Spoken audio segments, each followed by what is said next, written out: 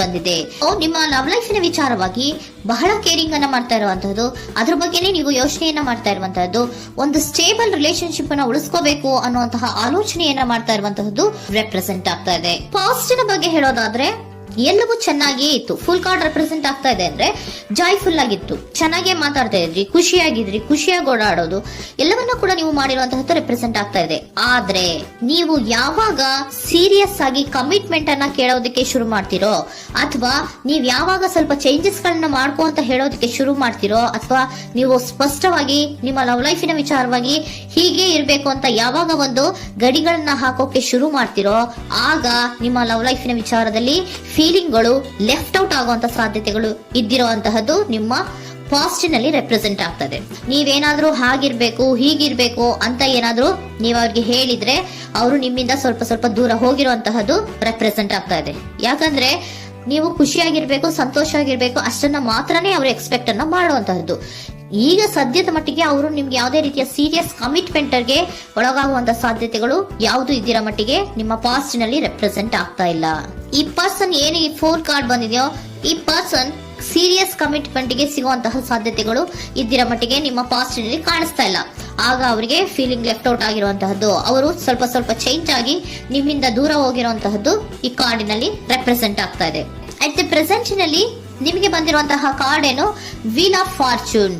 ಬದಲಾವಣೆಯ ಮಾರ್ಗವನ್ನ ನೀವು ಹಿಡಿಬೇಕು, ಅಂದ್ರೆ ಬದಲಾವಣೆ ಆಗ್ಬೇಕು. ನೀವು ಅವರು ಸೀರಿಯಸ್ ಕಮಿಟ್ಮೆಂಟ್ ಅನ್ನ ಕೇಳಿದಾಗ ಅವರು ನಿಮ್ಮಿಂದ ದೂರ ಹೋಗಿದ್ದಾರೆ ಅಂದ್ರೆ ನೀವೇನ್ ಮಾಡ್ಬೇಕು, ಅಟ್ ದ ಪ್ರೆಸೆಂಟ್ ನಲ್ಲಿ ಬದಲಾವಣೆಯ ಮಾರ್ಗವನ್ನ ಹಿಡಿಬೇಕು. ಬದಲಾವಣೆಯ ಮಾರ್ಗವನ್ನ ಮಾಡ್ಕೊಳಕ್ಕೆ ಹೋಗ್ತೀರಾ, ಆದ್ರೆ ನಿಮ್ ಕೈಲಿ ಆಗ್ತಾ ಇಲ್ಲ. ಯಾಕಂದ್ರೆ ವೀಲ್ ಆಫ್ ಫಾರ್ಚೂನಿನ ಕ್ಲಾರಿಫಿಕೇಶನ್ ಕಾರ್ಡ್ ಬಂದಿರುವಂತಹದ್ದು ಯಾವುದು, ಡೆವಿಲ್ ಕಾರ್ಡ್ ರೆಪ್ರೆಸೆಂಟ್ ಆಗ್ತಾ ಇದೆ. ಡೆವಿಲ್ ಕಾರ್ಡ್ ಏನನ್ನ ರೆಪ್ರೆಸೆಂಟ್ ಮಾಡುತ್ತೆ, ಅಡಿಕ್ಷನ್ ಅನ್ನ ರೆಪ್ರೆಸೆಂಟ್ ಮಾಡುತ್ತೆ. ಯಾವಾಗ್ಲೂ ಅವರ ಬಗ್ಗೆನೇ ಯೋಚನೆ ಮಾಡ್ತಾ ಇರೋದು, ಅದ್ರ ಬಗ್ಗೆನೇ ಥಿಂಕ್ ಮಾಡ್ತಾ ಇರೋದು. ಸ್ವಲ್ಪ ಬದಲಾವಣೆ ಮಾಡ್ಕೊಳಕ್ ಹೋಗ್ತೀರಾ, ಮತ್ತೆ ಪುನಃ ವಾಪಸ್ ಹಿಂದಕ್ಕೆ ಬರ್ತೀರಾ, ಮತ್ತೆ ಆಲೋಚನೆಯನ್ನ ಮಾಡಕ್ಕೆ ಶುರು ಮಾಡ್ತೀರಾ. ಆ ಕಾರಣವಾಗಿಯೇ ನಿಮ್ಗೆ ನೋವುಗಳು ಆಗ್ತಾ ಇರುವಂತದ್ದು ಅಟ್ ಪ್ರೆಸೆಂಟ್ ನಲ್ಲೂ. ನೀವು ಬದಲಾವಣೆ ಆಗೋಕೆ ಹೋಗ್ತೀರಾ, ಎಲ್ಲಿ ಬದಲಾವಣೆ ಆಗ್ತಾ ಇದ್ದೀರಾ, ಎಲ್ಲಿ ಚೇಂಜಸ್ ಆಗ್ತಾ ಇದ್ದೀರಾ, ನೀವು ಆಗ್ತಾ ಇಲ್ಲ.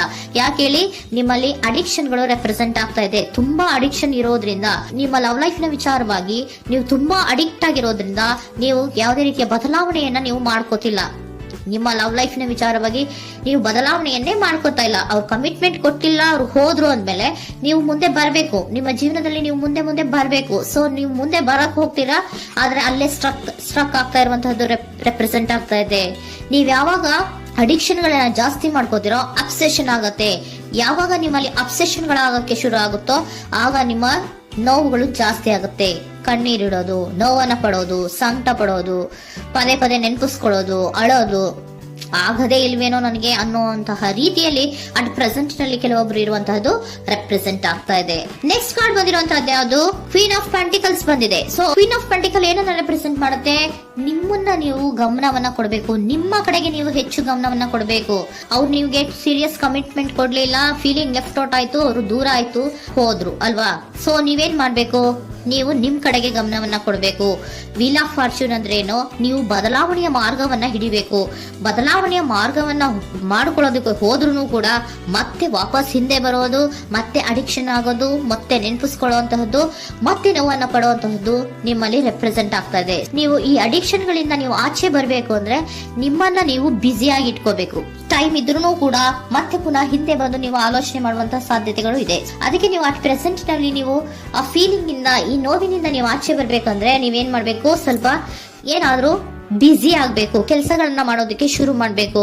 ನಿಮಗೆ ಗೊತ್ತಿರುವಂತಹ ಯಾವ ಕೆಲಸವಾದ್ರೂ ಸರಿ, ನೀವು ಸ್ವಲ್ಪ ಬ್ಯುಸಿ ಆಗಿರೋದಕ್ಕೆ ಪ್ರಯತ್ನವನ್ನ ಮಾಡ್ತಾ ಇರುವಂತಹದ್ದು, ಮಾಡುವಂತಹದ್ದು ರೆಪ್ರೆಸೆಂಟ್ ಆಗ್ತಾ ಇದೆ. ಕೆಲವೊಬ್ರು ಮಾಡ್ತಾ ಇದ್ದೀರಾ, ಕೆಲವೊಬ್ರು ಮಾಡುವ ಕಡೆಗೆ ಆಲೋಚನೆಯನ್ನ ಮಾಡ್ತಾ ಇರುವಂತಹದ್ದು ಅಟ್ ಪ್ರೆಸೆಂಟ್ ನಲ್ಲಿ ರೆಪ್ರೆಸೆಂಟ್ ಆಗ್ತಾ ಇದೆ. ಇಮಿಡಿಯೇಟ್ ಫ್ಯೂಚರ್ ನಲ್ಲಿ ಏನ್ ರೆಪ್ರೆಸೆಂಟ್ ಆಗ್ತಾ ಇದೆ, ನೈಟ್ ಆಫ್ ಸೋರ್ಟ್ಸ್ ರೆಪ್ರೆಸೆಂಟ್ ಆಗ್ತಾ ಇದೆ. ನೀವು ಕ್ವಿಕ್ ಥಿಂಕಿಂಗ್ ಅನ್ನ ಮಾಡಿ ಏನೋ ಒಂದು ಆಕ್ಷನ್ ಅನ್ನ ತಗೋಬೇಕು ಅನ್ನೋದ ಆಲೋಚನೆಯನ್ನ ಮಾಡ್ತೀರಾ, ಬಹಳ ಫೋಕಸ್ ಅನ್ನ ಮಾಡ್ತೀರಾ ಒಂದು ವಿಚಾರವಾಗಿ, ಕ್ವಿಕ್ ಥಿಂಕಿಂಗ್ ಅನ್ನ ಮಾಡ್ಬೇಕು ಅಂತ. ಮತ್ತೆ ಪುನಃ ಏನ್ ಮಾಡ್ತೀರಾ, ನಿಮ್ಮ ಮುಂದೆ 2 ಆಪ್ಷನ್ಗಳು ಬಂದ್ಬಿಡುತ್ತೆ. ಯಾವ್ದು ಮಾಡ್ಲಿ, ಹೇಗ್ ಮಾಡ್ಲಿ, ಏನ್ ನನ್ನ ಕೈಲಿ ಆಗ್ತಾ ಇಲ್ವಲ್ಲ ಮರೆಯೋದಕ್ಕೆ, ಮುಂದೆ ಹೋಗೋಣ ಅಂತೀನಿ, ಮತ್ತೆ ಏನಿದು ಕನ್ಫ್ಯೂಷನ್ ಅಂತ ಮತ್ತೆ ಕನ್ಫ್ಯೂಷನ್ ಅಲ್ಲಿ ಇರುವಂತಹದ್ದು ಇಮಿಡಿಯೇಟ್ ಫ್ಯೂಚರ್ ನಲ್ಲಿ ರೆಪ್ರೆಸೆಂಟ್ ಆಗ್ತಾ ಇದೆ. ನೀವೇನ್ ಮಾಡ್ಬೇಕು, ಈ 2 ಆಯ್ಕೆಗಳಲ್ಲಿ ನಿಮಗೆ ಯಾವ ಆಯ್ಕೆ ಬೇಕು ಅನ್ನೋದನ್ನ ಫಸ್ಟ್ ಆಲೋಚನೆಯನ್ನ ಮಾಡಿ ನಂತರ ನಿರ್ಧಾರವನ್ನ ಮಾಡಬೇಕಾಗತ್ತೆ. ಡಿಟರ್ಮಿನೇಷನ್ ಅಂಡ್ ಡೈರೆಕ್ಷನ್, ನಿರ್ಣಯವನ್ನ ಮಾಡಿ ಅದೇ ದಾರಿಯಲ್ಲಿ ನೀವು ಮುಂದೆ ಹೋಗ್ಬೇಕು ಈ ಆಲೋಚನೆಯನ್ನ ಮಾಡಬೇಕು. ಆ ರೀತಿಯ ಆಲೋಚನೆಯನ್ನ ಮಾಡಿದ್ರೆ ಇನ್ ನಿಯರ್ ಫ್ಯೂಚರಿನಲ್ಲಿ ನೀವು ಆ ರೀತಿ ಆಲೋಚನೆಯನ್ನ ಮಾಡಿದ್ರೆ ನಿಮ್ಮಲ್ಲಿ ಒಂದು ಪಾಸಿಟಿವ್ ಚೇಂಜಸ್ ಗಳಾಗತ್ತೆ. ಸ್ಟಾರ್ ರೆಪ್ರೆಸೆಂಟ್ ಆಗ್ತಾ ಇದೆ, ಕೆಲವೊಂದು ರೀತಿಯ ಪಾಸಿಟಿವ್ ಚೇಂಜಸ್ ಗಳು ಆಗತ್ತೆ. ನಿಮ್ಗೆ ಏಂಜಲ್ ಗೈಡೆನ್ಸ್ ಏನ್ ಕೊಡ್ತಾರೆ ಅನ್ನೋದನ್ನ ನೋಡೋಣ. ನಾಟ್ ದ ರೈಟ್ ಟೈಮ್, ಇದು ಕರೆಕ್ಟ್ ಆಗಿರುವಂತಹ ಟೈಮ್ ಅಲ್ಲ. The situation will improve, situation ಅನ್ನೋದು ಇಂಪ್ರೂವ್ ಆಗುತ್ತೆ ಯಾವಾಗ, ಇಫ್ ಯು ಬಿಲೀವ್, ನೀವು ನಂಬಿಕೆ ಇಟ್ಟಾಗ ಮಾತ್ರ ಸಿಚುಯೇಷನ್ ಅನ್ನೋದು ಇಂಪ್ರೂವ್ ಆಗುವಂತಹದ್ದು. ಏನೀಗ ಬೇಜಾರಿನಿಂದ ಇದ್ದೀರಲ್ಲ, ಈ ನೋವು ಯಾವಾಗಲೂ ಶಾಶ್ವತವಾಗಿ ಇರುವಂತಹದ್ದು ಅಲ್ಲ.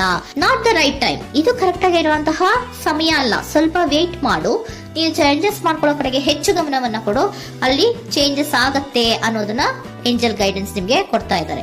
Surrender your full power, your life is a calling for you to step in to your full power rather than playing it small. ನೀವು ಧೈರ್ಯವಾಗಿ ಒಂದು ಹೆಜ್ಜೆಯನ್ನ ಮುಂದಕ್ಕೆ ಇಡಬೇಕು. ಸೊ ಮುಂದೆ ಹೋಗುವಂತಹ ಆಲೋಚನೆಯನ್ನ ಮಾಡಬೇಕು. ಪವರ್ ಇಂದ, ನಿಮ್ಮಲ್ಲಿರುವಂತಹ ಪವರ್ ಅನ್ನ ಯೂಸ್ ಮಾಡ್ಕೊಳ್ಳಿ. ಯಾಕೆ ನನ್ನಲ್ಲಿ ಏನಿಲ್ಲ, ನನ್ನ ಕೈಲಿ ಏನೂ ಆಗಲ್ಲ ಅಂತ ಯಾಕೆ ಕೂತಿದ್ದೀರಾ? ನೀವು ಏನ್ ಮಾಡ್ಬೇಕು, ಬಹಳ ಧೈರ್ಯದಿಂದ ಮುಂದಕ್ಕೆ ಹೋಗಿ ಅನ್ನೋದನ್ನ ನಿಮ್ಗೆ ಸರೆಂಡರ್ ಕಾರ್ಡ್ಗಳು ಕೂಡ ಹೇಳ್ತಾ ಇದ್ದಾರೆ.